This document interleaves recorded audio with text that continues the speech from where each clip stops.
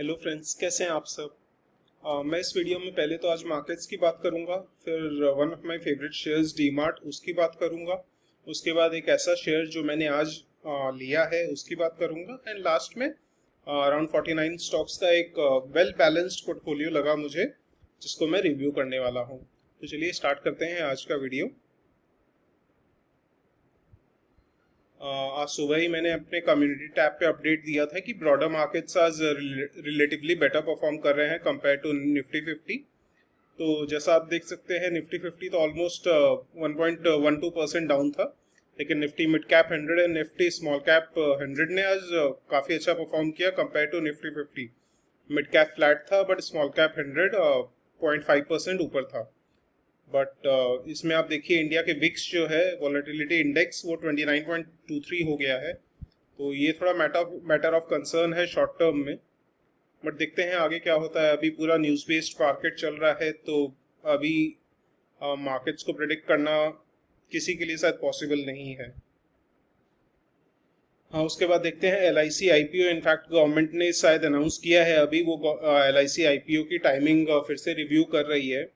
अगर just in case L I C I P O अभी postpone हो जाता है, ऑब्वियसली अभी मार्केट कंडीशंस उतनी अच्छी नहीं है, तो अगर L I C I P ओ अच्छा पोस्टपोन हो जाता है तो कहीं ना कहीं ये एक पॉजिटिव है मार्केट के लिए, क्योंकि L I C I P ओ इतना बड़ा आई पी ओ है कि उससे एक बार के लिए लिक्विडिटी स्क्वीज हो सकता है। डी आई आईज वगैरह और मे बी रिटेल इन्वेस्टर्स भी L I C I P O में अप्लाई करने के चक्कर में ऑब्वियसली बाकी शेयर्स उतने नहीं ले पाएंगे, तो कहीं ना कहीं लिक्विडिटी प्रॉब्लम आ सकती है शॉर्ट टर्म में। तो कहीं ना कहीं करंट मार्केट कंडीशंस को देखते हुए अगर पोस्टपोन होता है तो ये मार्केट्स के लिए अच्छा है। अब बात करते हैं डीमार्ट की। डीमार्ट का current market cap around 2,78,000 crore का है। प्राइस अभी 4,300 के आसपास है। नेट प्रॉफिट मैंने अजम्पशन लिया है कि जो अपने पास जो डेटा है 2021 और 22 का जो फाइनेंशियल ईयर है उसके हिसाब से नेट प्रॉफिट अराउंड 1100 करोड़ के आसपास हो रहा है। बट मार्च क्वार्टर का ऑब्वियसली रिजल्ट्स अभी आएंगे नेक्स्ट मंथ में भी, तो उसके हिसाब से मैंने अजम्पशन लिया है, एक अग्रेसिव अजम्पशन लिया है कि अच्छा खासा नेट प्रॉफिट भी आए, अराउंड 700 करोड़ के आसपास आए। तो नेट प्रॉफिट इस फाइनेंशियल ईयर का 21-22 का अराउंड 1800 करोड़ हो जाएगा और सेल्स अराउंड 30,000 करोड़ हो जाएगी। और मैं जो टारगेट कर रहा हूँ स्टॉक मार्केट से वो 20% CAGR यानी 20% कंपाउंडेड एनुअल ग्रोथ रेट। तो उस हिसाब से 10 साल बाद अगर 20% के हिसाब से डीमार्ट ग्रो करे तो मार्केट कैप अराउंड 17,20,000 करोड़ का होगा, प्राइस 26,600 के आसपास होगा, नेट प्रॉफिट 11,000 करोड़ हो जाना चाहिए, सेल्स 1,85,000 हो जानी चाहिए, 1,85,000 करोड़ ये ईयरली बेसिस पे। तो अब ये देखते हैं कि करंटली डीमार्ट मेरी स्कीम ऑफ थिंग्स में क्यों नहीं बैठता, मेरे पोर्टफोलियो में अभी क्यों नहीं है, और अभी एज ऑफ नाउ मैं शायद इसको ऐड भी नहीं करना चाहूँगा।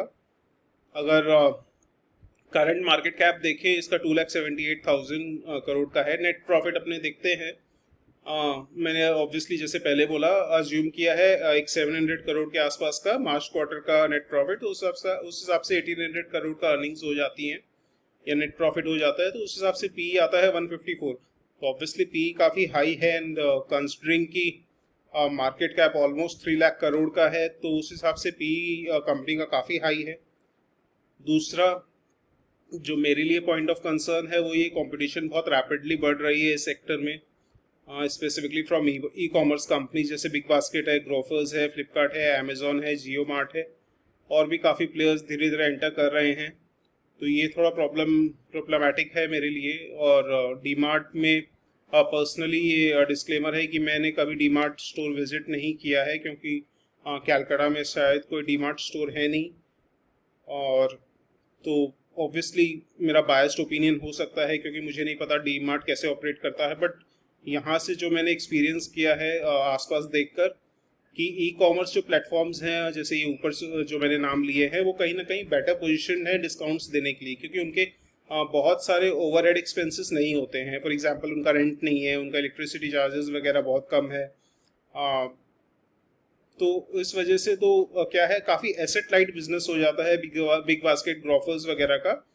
जिससे ओवरहेड एक्सपेंसेस कम है। तो कहीं ना कहीं ई कॉमर्स प्लेटफॉर्म जैसे अपने देखे हैं, फ्लिपकार्ट, अमेजोन भी ग्रोसरी छोड़ के बाकी जो प्रोडक्ट्स हैं उनमें जो ब्रिक एंड मॉर्टर शॉप्स होती हैं या रिटेल स्टोर्स होते हैं उसके कंपैरिजन में कहीं ज़्यादा डिस्काउंट्स दे पाते हैं। तो ये एक मेरा कंसर्न, और ग्रोसरीज में डिस्काउंट्स बहुत मैटर करता है। एंड अगर डीमार्ट को भी अगर इनसे कम्पीट करना है तो डिस्काउंट्स अच्छे खासे देने पड़ेंगे, और अगर डिस्काउंट्स ज़्यादा देगी तो उसके प्रॉफिट मार्जिन्स पे असर आएंगे। मैं जनरली बिग बास्केट प्रेफर करता हूँ ऑर्डरिंग के लिए, बट मैंने आज ग्रोफर्स फिर से ट्राई, पहले मैं कभी कभी ग्रोफर्स भी करता था बट बीच में ऑपरेट नहीं हो रहा था यहाँ पे, क्योंकि वो पता नहीं शायद कुछ न्यू मॉडल ट्राई कर रहे थे। तो अभी जो नाम चेंज हो गया, ब्लिंकिट हो गया है, तो आज मैंने ऑर्डर किया with in 15, not exactly sure but with in 15-20 minutes के अंदर मेरा ऑर्डर आ गया। अभी कितना ज़रूरी है नहीं है वो बात की बात है, बट ऑब्वियसली अच्छा लगता है कि अगर आप ऑर्डर करें और 20 मिनट में आपका सामान आपके घर पे आ जाए। तो काफ़ी प्लेजेंटली सरप्राइज था मैं इस चीज़ को देख के। तो एक जो टाइम फैक्टर था कि भैया पास के डीमार्ट में जाओ जल्दी से ले आओ, उससे भी ज़्यादा जल्दी डिलीवरी मिल रही है अभी ब्लिंकिट से। तो ये एक जो एडवांटेज था ये ख़त्म होता जा रहा है डीमार्ट का। और जो कन्वीनियंस है वो आप जानते ही हैं, और वैरायटी ऑफ जो प्रोडक्ट्स हैं वो आप डीमार्ट में कितना भी देख लें, बट ऑब्वियसली आप घर बैठे बैठे इंटरनेट पे इतनी सारी साइट्स हैं या ऐप्स है आपके मोबाइल पे, तो उनमें ज़्यादा वैरायटी मिलेगी ही मिलेगी। मे बी एक ऐप में नहीं मिले, बट आप अलग अलग ऐप से ऑर्डर कर सकते हैं। तो और ऑब्वियसली आज की जैसा माहौल है, लोगों के पास टाइम बहुत कम है, और तो उस हिसाब से मुझे लगता है ई कॉमर्स प्लेटफॉर्म्स आने वाले टाइम में अच्छा करेंगे। तो कहीं ना कहीं ये मैंने रिलेट किया है डीमार्ट को, और अपने जो आसपास जो मैंने ऑब्जर्व किया उस हिसाब से मुझे नहीं लगता डीमार्ट उतना रैपिडली ग्रो कर पाएगा फ्यूचर में जितना अभी कर रहा है। बट ऑब्वियसली मैं चाहता हूँ कि आप लोग भी कमेंट करके बताएं कि क्यों आपको लगता है कि मैं गलत हूँ। ऑब्वियसली मैं ये मानता हूँ कि मैं कभी भी गलत हो सकता हूँ, मैं ये नहीं कभी भी नहीं मानता कि मैं हमेशा सही होता हूँ, जिसकी वजह से मुझे अपने आप को इम्प्रूव करने में हेल्प मिलती है। एक वॉलमार्ट का example, obviously one of the in fact the biggest retailer है दुनिया में वॉलमार्ट, जो अमेरिका और बियॉन्ड में काफ़ी अलग अलग कंट्रीज एंड कॉन्टिनेंट्स में बहुत अच्छा कर रहा है वॉलमार्ट। तो जब ये बोल सकते हैं कि वॉलमार्ट इतना सक्सेसफुल हुआ तो डीमार्ट क्यों नहीं। पहली बात, वॉलमार्ट काफ़ी टाइम पहले स्टार्ट हुआ था तब इतना इंटरनेट नहीं था। दूसरी बात, जो अमेरिका एंड बाकी यूरोपियन कंट्रीज जहाँ वॉलमार्ट सबसे ज़्यादा है वहाँ प्रॉब्लम, वहाँ एक तो जो पर्सनल व्हीकल्स हैं बहुत ज़्यादा है। इंडिया में अभी भी जो पर्सनल कार ओनर्स हैं वो बहुत कम है। दूसरी बात, यहाँ इंडिया में बहुत ज़्यादा क्राउडेड है। अमेरिका वगैरह में जैसे मेरे क्लाइंट्स उनसे देखा है मैंने, वो लोग क्या करते हैं, अपनी वीकली या मे बी मंथली अपनी कार ले जाते हैं, वॉलमार्ट के बाहर खड़ी कर देते हैं, उसके बाद 1, 2 या 3 ट्रॉली भर के सामान ले लेते हैं, अपनी डिक्की में भर के घर ले आते हैं। बट इंडिया में ये इतना कन्वीनियंट नहीं है। पहली बात तो उतना स्पेस नहीं है। मॉल्स वगैरह में अगर होगा तो इंडिया में अभी उतना परचेजिंग पावर नहीं है कि एक बार में मंथली शॉपिंग कर सके काफ़ी लोग। सिर्फ ये अपने पॉइंट ऑफ व्यू से नहीं, जो काफ़ी lower middle class and poor people है उनके हिसाब से भी देखना चाहिए। तो कहीं ना कहीं मेरा ओपिनियन है कि डीमार्ट जो मुझे चाहिए 20% CAGR उससे स्पीड से ग्रो नहीं करेगा। और मैं अज्यूम करके चल रहा हूँ अगर करंट पी 10 साल बाद भी 154 जैसे अभी करंट पी के आसपास है, अगर 10 साल बाद भी करंट पी रहती है तो नेट प्रॉफिट 11,000 करोड़ का होना चाहिए, सेल्स 1,85,000 करोड़ की होनी चाहिए, जो मेरे हिसाब से कहीं ना कहीं बहुत ज़्यादा है, शायद उतना नहीं कर पाएगी। और 10 साल बाद अगर कहीं ना कहीं जो पी रेशियो है वो 154 का मेंटेन नहीं हो पाएगा, उसको कम होना ही पड़ेगा। वैल्यूएशन कब तक इतनी ज़्यादा अनरीजनेबली हाई रहेगी, तो उस हिसाब से नेट प्रॉफिट एंड सेल्स और ज़्यादा होनी चाहिए। तो कहीं ना कहीं मुझे नहीं लगता डीमार्ट को लेकर मैं इसीलिए अभी लॉन्ग टर्म के लिए बुलिश नहीं हूँ। फाइनली एक ऐसा शेयर जो मैंने आज लिया है, इनफैक्ट ये मैंने शायद लास्ट वीडियो में भी दिखाया था, मैंने अराउंड 32 शेयर्स लिए थे। आज मैंने फिर से 20 शेयर्स लिए हैं वर्धमान टेक्सटाइल्स के। इस शेयर को लेकर मैं काफ़ी बुलिश हूँ। एंड जैसे मैंने पहले भी वीडियो में कहा था, मेरा टारगेट है अराउंड 250 शेयर्स लेना। अभी कोई भी मैं काफ़ी बिग पोजीशंस नहीं ले रहा हूँ, धीरे धीरे एक्यूमुलेट कर रहा हूँ। और 2585 पे 20 क्वांटिटी ली है। अभी मेरे पास टोटल 52 शेयर्स हो गए हैं। मेरा टारगेट है 250 शेयर्स का। और आज मैंने देखा लेने के बाद अराउंड, मैं सो गया था, उठ कर देखा तो शायद इसकी क्लोजिंग हुई है 2650 पे। तो ऑलरेडी अच्छा मूवमेंट दिखा चुका है ये शेयर आज ही। अब चलिए पोर्टफोलियो रिव्यू करते हैं। ये ऑलमोस्ट 49 शेयर्स का पोर्टफोलियो है। टाटा स्टील ऑब्वियसली सिलिकल बिजनेस है, लेकिन वैल्यूएशन काफ़ी रीजनेबल लगी। एंड अभी जो रशिया यूक्रेन वॉर जो चल रही है उसके हिसाब से स्टील कंपनीज काफ़ी अच्छा परफॉर्म कर रही हैं। तो टाटा स्टील बहुत अच्छी कंपनी है, आप आराम से होल्ड कर सकते हैं, कोई प्रॉब्लम नहीं है। IEX एंट्री इन्होंने थोड़ी से हाई प्राइस पे ली है, बट ऑब्वियसली बहुत अच्छा स्टॉक है लॉन्ग टर्म में होल्ड करने के लिए। TCS में भी एंट्री काफ़ी हाई प्राइस में हुई है, बट अगेन TCS में कुछ कहना नहीं है, आराम से लॉन्ग टर्म में होल्ड करिए। इनफैक्ट आप बाय के लिए भी अप्लाई कर सकते हैं। तो उसमें अगर एक्सेप्टेंस रेशियो 50% होता है तो आपके 3 शेयर्स तो ऑलमोस्ट 4500 पे निकल जाएंगे। एवेन्यू सुपरमार्ट के बारे में मैंने डिटेल में बता ही दिया है। टाटा पावर अच्छा स्टॉक है, कोई प्रॉब्लम नहीं है। एंट्री ऑब्वियसली अभी ऐसा लग रहा है इन्होंने पोर्टफोलियो काफ़ी रिसेंटली बनाया है, उसी हिसाब से काफ़ी शेयर्स ऑलमोस्ट सब शेयर्स में एंट्री काफ़ी हाई प्राइस में है। HUL बहुत अच्छी कंपनी है, कोई प्रॉब्लम नहीं है, लॉन्ग टर्म स्टॉक है। विप्रो भी बहुत अच्छी कंपनी है, बट अगेन एंट्री प्राइस काफ़ी हाई है, बट आराम से होल्ड करके चल सकते हैं, कोई प्रॉब्लम नहीं है। कार्ट काफ़ी ज़्यादा करेक्ट हो चुका है एंड अभी वैल्यूएशन मुझे रीजनेबल लग रही है। तो अभी इस पॉइंट पे ऑलमोस्ट इनको 50% का लॉस हो चुका है, लेकिन इस पॉइंट पे अब लॉस बुक करना सेंस नहीं बनता, अभी रीजनेबल हो गया है। अदानी ट्रांसमिशन मुझे काफ़ी ज़्यादा ओवर वैल्यूड लगा, बट अदानी शेयर्स के बारे में कुछ भी कहना मुश्किल है। ऑब्वियसली सब जानते हैं कि अदानी की जो ग्रुप ऑफ कंपनीज हैं उसमें to an extent political factors भी हैं, तो अदानी शेयर्स से मैं पर्सनली दूर रहता हूँ। मुझे ओवर वैल्यूड लगी कंपनी, तो पता नहीं। अदानी विल्मर हालांकि मेरे पास है। आरती ड्रग्स अच्छी कंपनी है, गुड स्टॉक, कोई प्रॉब्लम नहीं है। ऑब्वियसली फार्मा सेक्टर पूरा का पूरा डाउन है, तो कोई डाउन चल रहा है, बट कोई प्रॉब्लम नहीं है। Borosil renewable again entry price बहुत ज़्यादा हाई है, बट बहुत अच्छा स्टॉक है, काइंड ऑफ मोनोपली है, तो फ्यूचर के लिए बहुत अच्छा है। और इंटेल एरोमेटिक्स अच्छी कंपनी है, बट जितना ग्रोथ चाहिए था उतना ग्रोथ नहीं मिला है लास्ट फ्यू क्वार्टर्स में। उसके बाद Deepak nitrite again one of my favourite stocks है, बट अगेन एंट्री प्राइस थोड़ा हाई है। अभी आप एवरेज कर सकते हैं, क्योंकि मुझे लगता है काफ़ी ज़्यादा करेक्ट हो चुका है। जो रशिया यूक्रेन की वजह से रॉ मटेरियल्स के दाम बढ़ेंगे वो शेयर प्राइस में अकाउंट हो चुका है, तो कोई प्रॉब्लम नहीं लग रही।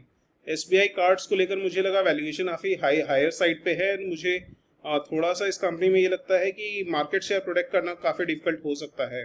अदानी विल्मर अच्छी कंपनी है, कोई प्रॉब्लम नहीं है। सुप्रीम इंडस्ट्रीज़ का फंडामेंटल्स बहुत अच्छा है, बट ग्रोथ उतनी ज़्यादा देखने को नहीं मिली है। हैप्पीएस्ट माइंड मैंने काफ़ी वीडियोस में भी कवर किया है। मुझे ओवर वैल्यूड लगता है, बट कंपनी बहुत अच्छी है, सेक्टर बहुत अच्छा है, फ्यूचर के लिए बहुत अच्छा है।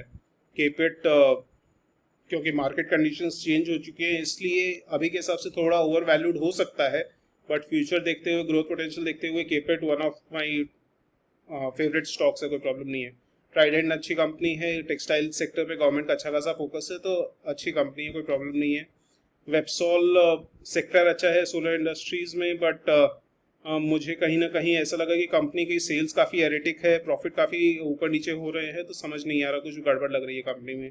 रिलायंस इंडस्ट्री अच्छी कंपनी है, इन्फोएज अच्छी कंपनी है, कोई प्रॉब्लम नहीं है, लॉन्ग टर्म स्टॉक्स है। कोल इंडिया को लेकर वैल्यूएशन बहुत ज़्यादा रीजनेबल है, इनफैक्ट अंडर वैल्यूड है, तो कोल इंडिया अच्छी है। सी इन्फोसिस्टम मैपमा इंडिया मुझे कहीं ना कहीं ओवर वैल्यूड लगी, और मैंने अभी अभी चेक किया, ये ऑफर फॉर सेल हुआ था इसका शायद पूरा का पूरा IPO, तो कुछ भी प्रोसीड्स कंपनी में नहीं आ रही हैं, तो ये एक पॉइंट ऑफ कंसर्न है, कहीं प्रोमोटर्स अपना हिस्सा बेच के निकल गए, अब रिटेल इन्वेस्टर्स फंस ना जाएं। तो एज ऑफ नाउ मुझे रिस्की ज़्यादा लगी।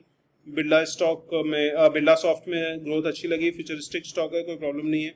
लेटेंट व्यू में एंट्री प्राइस थोड़ा सा हाई है, बट फ्यूचरिस्टिक कंपनी है, वैल्यूएशन थोड़ा हायर साइड पे है, बट फ्यूचर के लिए अच्छी है। माइंडट्री ऑब्वियसली बहुत अच्छी IT कंपनी है, आराम से होल्ड कर सकते हैं फ्यूचर के लिए। टाटा मेटालिक्स रिजल्ट्स अच्छे दे रही है, तो टाटा मेटालिक्स अच्छी कंपनी है। बजाज ऑटो वैल्यूएशन रीजनेबल लगी, बट ग्रोथ जो है वो उतनी एक्सपेक्टेड जितनी थी उतना एक्सपेक्टेड ग्रोथ नहीं दिखा रही है बजाज ऑटो।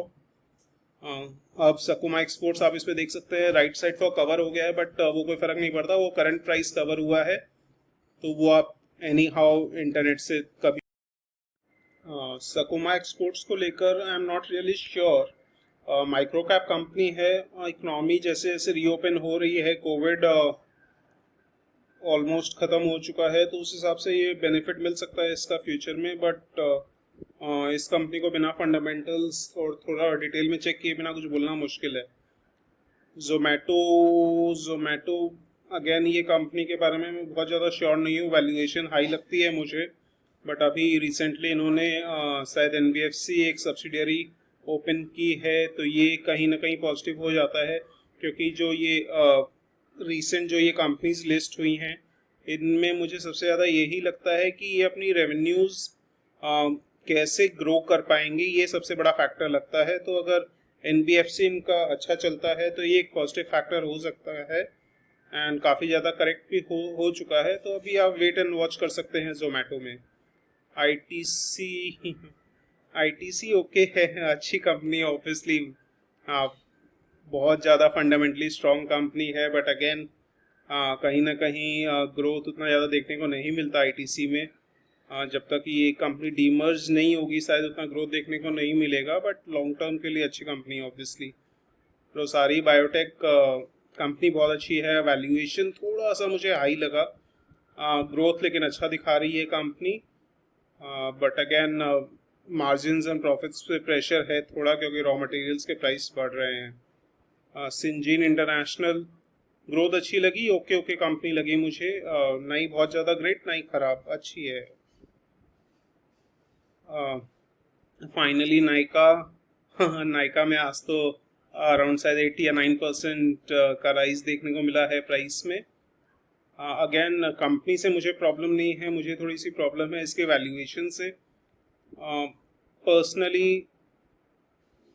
नहीं, अगर शॉर्ट टर्म में राइज आती है तो मैं अगर आपकी जगह होता तो कुछ ना कुछ प्रॉफिट बुक कर लेता, क्योंकि मुझे इस कंपनी की वैल्यूएशन हाई लग रही है। जब तक मुझे ये नहीं पता चलता कि ये कैसे अपने बिजनेस को स्केल अप करने की कोशिश करेगी, तब तक नहीं, इस वैल्यूएशन पे मैं कभी नहीं लेना चाहूँगा नायका को। पेटीएम, अगेन पेटीएम में भी वही प्रॉब्लम है कि अपनी रेवेन्यूज़ एंड प्रॉफिट्स कैसे जनरेट करेगी, अभी तक प्रॉफिट जनरेट नहीं कर पाई है पेटीएम, एंड बहुत ज़्यादा डिस्काउंट फोकस्ड है, तो मार्जिन्स कभी भी ज़्यादा हाई नहीं रहेंगे at this price. Also I am not very bullish on Paytm. अगर कुछ पुल बैक देखने को मिलता है, शेयर प्राइस कुछ राइज होता है, तो अगर मैं आपकी जगह होता तो कुछ ना कुछ लॉस बुक करके निकल जाता, बट अभी ऑब्वियसली काफ़ी ज़्यादा गिर गया है, तो एक बार अगर कुछ सेंटिमेंट्स इम्प्रूव होंगे तो मे बी कुछ प्राइस इंक्रीज हो। You can wait and watch. Glenmark pharma अच्छी कंपनी है, वैल्यूएशन रीजनेबल लगा। एस्ट्रल ग्रोथ स्टॉक है, वैल्यूएशन थोड़ा सा हाई है, बट क्योंकि ग्रोथ स्टोरी है इसलिए वैल्यूएशन थोड़ा प्रीमियम पे मिलेगा। इंफ्रा पे जो फोकस है उसके हिसाब से कंपनी बेनिफिट कर सकती है। वो जीवन स्मॉल फाइनेंस रैपिडली ग्रोइंग है, बट अगेन एनपीएस का बहुत बड़ा इशू रहता है, तो काफ़ी हाई रिस्क बन जाता है। शारदा एनर्जी काफ़ी अंडर वैल्यूड लगी मुझे, अच्छी कंपनी लगी, कोई प्रॉब्लम नहीं है। Walchand people first penny stock है, तो इसके बारे में कुछ कमेंट करना मुश्किल है। सेल काफ़ी ज़्यादा अंडर वैल्यूड लगी, अच्छा है, होल्ड कर सकते हैं, वैल्यूएशन के हिसाब से काफ़ी अच्छी है। महानगर गैस अच्छी कंपनी है, बट अगेन प्रॉफिट्स पे काफ़ी ज़्यादा प्रेशर है, वैल्यूएशन अच्छी है कंपनी की, और अभी रिसेंटली जो रशिया यूक्रेन में हो रखा है उसकी वजह से गैस के प्राइसेस बढ़ रहे हैं, तो गैस डिस्ट्रीब्यूशन कंपनीज जैसे महानगर है और इंद्रप्रस्थ गैस है, इनके ऊपर प्रेशर ज़्यादा है। हेवल्स इंडिया अच्छी कंपनी है, ग्रोथ अच्छा दिखा रही है, वैल्यूएशन ओके लगा। आईआरवी इंफ्रा मुझे काफ़ी रिस्की लगी, वैल्यूएशन अगेन थोड़ी सी हायर साइड पे लगी, एंड डेट लेवल्स काफ़ी ज़्यादा हाई हैं, बट अगेन शायद इस सेक्टर में डेट ओवरऑल हाई ही रहते हैं थोड़े से। HDFC life insurance okay okay लगी मुझे, ऑब्वियसली एचडीएफसी ग्रुप कंपनी है तो, और लाइफ इंश्योरेंस बोल रहे हैं कि फ्यूचर में डिमांड बहुत बढ़ने वाली है, बट मुझे पर्सनली इस पॉइंट पे मुझे लगता है वैल्यूएशन थोड़ा हाई है, और ये मेरा ओपिनियन है कि मैं अभी फ़िलहाल जैसे एचडीएफसी लाइफ पे उतना ज़्यादा बुलिश नहीं हूँ। उसके बाद Indian overseas company Indian overseas bank growth उतना अच्छा नहीं दिखा रही है, वैल्यूएशन ओके है। इंद्रप्रस्थ गैस अगेन मार्जिन्स पे प्रेशर है, वैल्यूएशन ठीक है, कंपनी की वैल्यूएशन इनफैक्ट अच्छी है, बट अगेन रशिया वॉर की वजह से शॉर्ट टर्म में प्रेशर रह सकता है। डिश टीवी एक पेनी स्टॉक है, आपने अराउंड 435 के आसपास इन्वेस्ट कर रखा है, सिर्फ 435 रुपीज़, तो ठीक है, आप इसमें तो कुछ बोल नहीं सकते, इसके बारे में नो कमेंट्स। तो फाइनली डिस्क्लेमर कि भाई जो भी मैंने अपना ओपिनियन रखा है वो मेरा पर्सनल ओपिनियन है, आप खुद का रिसर्च करिए कोई भी इन्वेस्टमेंट डिसीजन लेने से पहले। और आप प्लीज़ मुझे डीमार्ट के बारे में अगर जो भी आपका ओपिनियन है, अगर आप मेरा ओपिनियन से काफ़ी ज़्यादा काउंटर भी हो सकता है, काफ़ी ज़्यादा उल्टा हो सकता है, तो प्लीज़ आप कमेंट करके बताइए ताकि मुझे भी कुछ सीखने मिले एंड जहाँ मैं गलत हूँ मैं अपने आप को सही कर सकूँ। और अगर आपको वीडियो अच्छा लगे तो please like share and subscribe. चलिए मिलते हैं नेक्स्ट वीडियो में। Thank you so much.